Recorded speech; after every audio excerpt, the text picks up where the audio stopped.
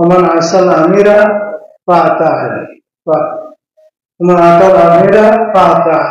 যে তার দায়িত্বশীলের আনুগত্য করলো সে আমির রাসূলের আনুগত্য করলো। ওমান আসাল আমিরা ফাকাদ আসাল, আর যে তার দায়িত্বশীলের নাফরমানি করলো সে আমির রাসূলের নাফরমানি করলো। এইভাবে জামাতবদ্ধ জীবন যাপন করে আনুগত্যের মাধ্যমে সক্রিয়ভাবে যদি আমরা থাকি, তাহলে ইনশাআল্লাহ কোরআনে আল্লাহ রাব্বুল আলামিন আল্লাহ রাসূলকে শিখিয়ে দিয়েছে, কুল আউযু বিরাব্বিন নাস মালিকিন নাস ইলাহিন নাস মিন শাররিল ওয়াসওয়াসিল খান্নাস আল্লাযী ইউওয়াসওয়িসু ফি সুদুরিন নাস মিনাল জিন্নাতি ওয়ান নাস। ওয়াসওয়াসে খান্নাস, খান্নাসের যে পিছনে লাগিয়ে থাকে। তো এটা হলো দুই ধরনের, একটা হলো মানুষ রূপী শয়তান আর আরেকটা হলো জিন্নাত রূপী শয়তান। এই মানুষ রূপী শয়তানটা জিন্নাত রূপী শয়তান হচ্ছে ডেঞ্জারাস। এই কারণে জিন্নাত রূপী শয়তান যেদিন আসে, তাহলে আল্লাহ কোরআনে বলছেন শয়তান ফাস্তাইজ বিল্লাহ, যদি মনে করো শয়তানে কোন প্রবণতা তোমার ভিতরে দিছে, তাহলে আল্লাহর আশ্রয় চাও। কিন্তু এই মানুষ রূপী শয়তান থেকে বাঁচার জন্য আল্লাহ যে কথাটা বলেছেন সেটা হলো ওয়াজাহিদু ফিল্লাহি হাক্কা জিহাদি হুয়া জিতাবাকুম, তুমি জিহাদ করো, জিহাদের হক আদায় করো, কারণ এর জন্য তোমাকে বাছাই করা হয়েছে। তাই আমাদেরকে আল্লাহ বাছাই করেছেন বলে আমরা সবাই মন উজাড় করে আল্লাহ শুকরিয়া আদায় করি, সবাই বলে আলহামদুলিল্লাহ। সুতরাং এখন এই জিহাদ, এই জিহাদটা হলো যে তুমি নিজে বাঁচাও, তোমার পরিবারকে বাঁচাও, তোমার জাতিকে বাঁচাও। এই তিনটা সেক্টরে আপনাকে জিহাদ করতে। আজকে আমাদের সামনে আসছে, আমরা অল্প দিনে দেখছি, কিছুদিন আগে যে পেশির শক্তি ছিল, সেখানে এই জাতির অবস্থাটা কি ছিল, দলমত নির্বিশেষে সবাই খুবই কষ্টের মধ্যে ছিল, আর ইমানদাররা তো কষ্টতে বেশি ছিল।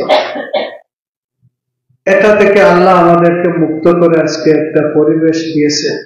তাই যে পরিবেশ, যাদের শাহাদাতের বিনিময় আমরা পেলাম, যাদের আহত আর বিনিময় পেলাম, আল্লাহর কাছে দরখাস্ত আমরা করি তাদেরকে শহীদ হিসেবে আল্লাহ কবুল করে, আর যারা আহত আছে তাদেরকে আল্লাহ সুস্থ করে দেয়। সুতরাং আজকের এই পরিবেশটা পাওয়ার পরে আমরা যদি এই জিহাদে সক্রিয় না হই, আমি সময়টা বেশি করে না দেই, আমার সম্পদটা বেশি করে না দেই, যে নিয়ামত আল্লাহ দিয়েছেন এটা আমাদের হাত থেকে নিয়ে নেবে, হয়তো এর থেকে আরো কঠিন কোন জালিমকে আমাদের উপরে দিয়ে দেবে। তাই আল্লাহ রাসূল বলেছেন, হাদিসে আছে,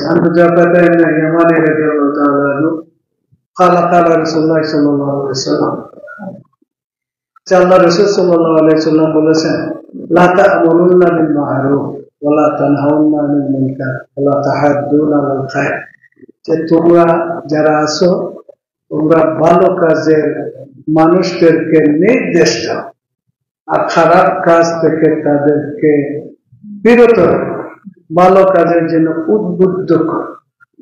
এই তিনটা কাজ নির্দেশ আপনি এখান থেকে দিতে পারবেন না। নির্দেশ দিতে হলে আপনাকে ক্ষমতার দরকার, এখন থেকে ওয়াজ হবে, নসিহত হবে, কিন্তু নির্দেশ দিতে হলে ক্ষমতার দরকার। আজকে যদি আপনার রাষ্ট্রীয় ক্ষমতা থাকেন, তাহলে যে নামাজ না পড়বেন এই শাস্তি দেওয়া হবে, এটা করতে পারবেন। জিনা করছেন এটা করতে, সুদ খাইছেন এই শাস্তি, আমার দোষ এই শাস্তি। এর জন্য আমার বন্ধুগণ দেখেন, এই সুদ সম্পর্কে আল্লাহ রাসূলের কত কঠিন হাদিস, যে সর্বনিম্ন শাস্তি হচ্ছে সুদ যারা খায়, সুদ যারা তাদের সাথে সম্পর্ক রাখে, তাদের সম্পর্কে বলেছে যে সর্বনিম্ন শাস্তি হলো সে তার মায়ের সাথে জিনা।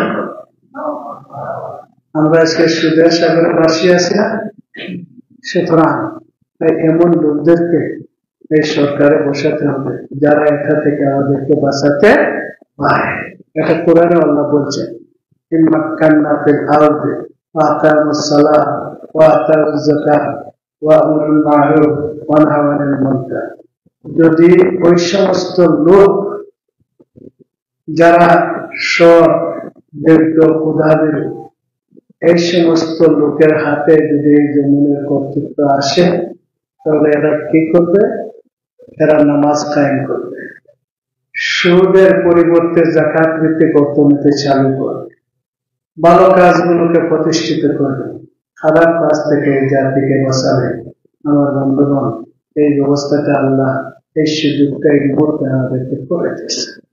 এখন যদি আমরা এটার হক আদায় না করি, আমরা যদি কোনো খামখেয়ালি করি, করে চিন্তা করলে, চেষ্টা করলে কাজ হবে না। এই জন্য এই হাদিসে আল্লাহ বলছেন যে এই কাজ যদি তোমরা না করো জাতিগত ভাবে,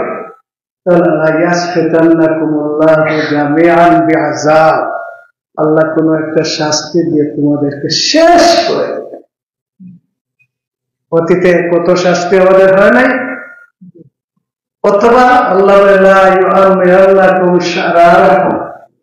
তোমাদের মধ্যে খারাপ লোক যারা আছে এরা তোমাদের সরকার ব্যবস্থায় আল্লাহ দিয়ে দিবে।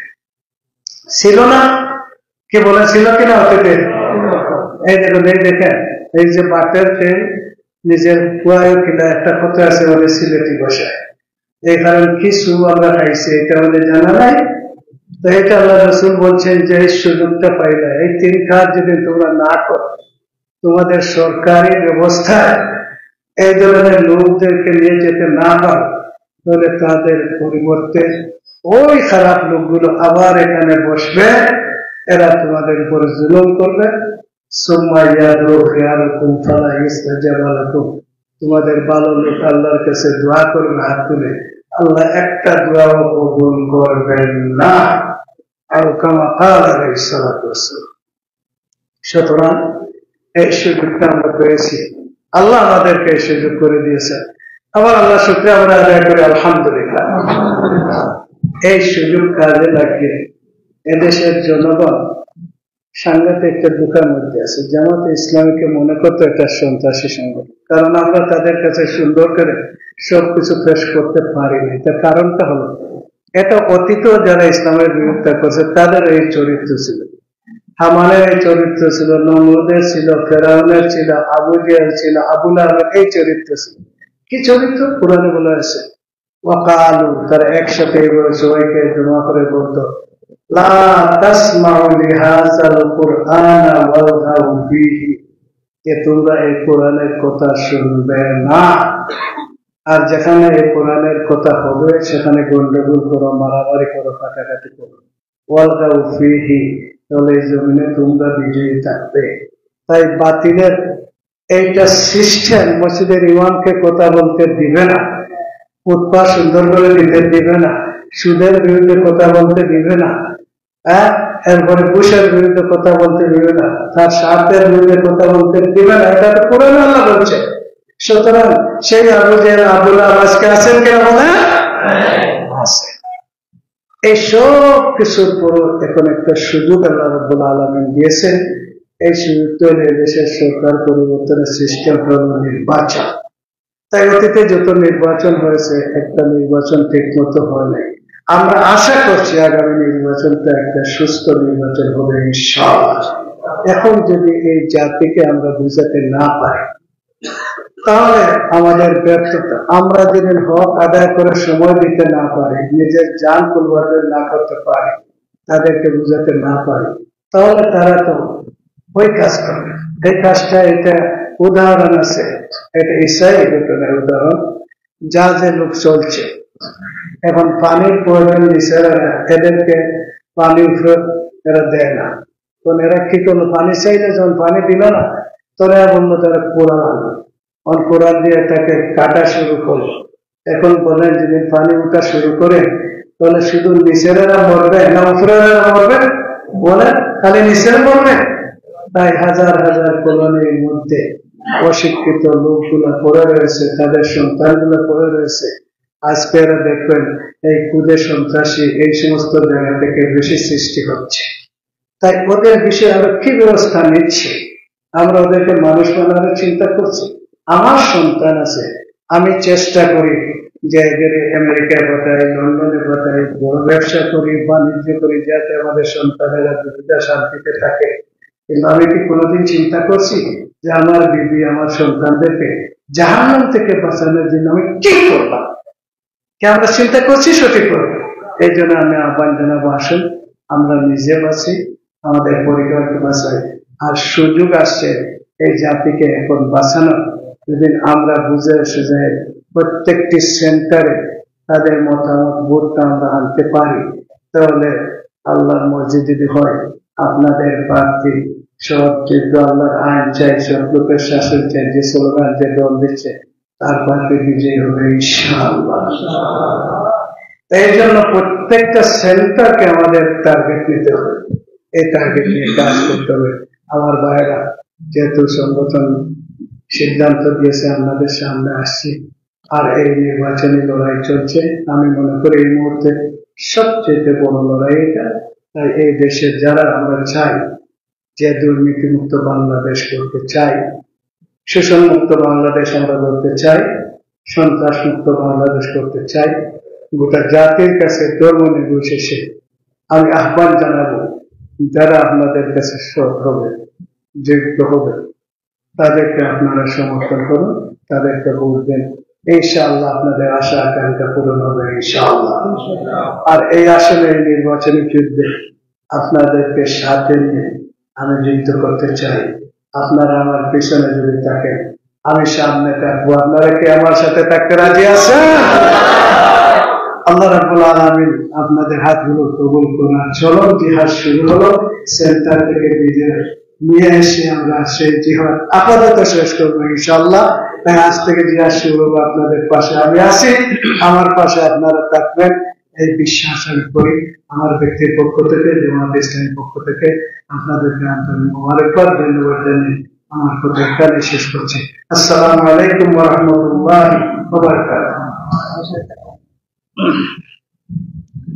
সম্মানিত উপস্থিতি, আজকের এই সহযোগী সদস্য সম্মেলনে এতক্ষণ গুরুত্বপূর্ণ আলোচনা রাখলেন বাংলাদেশ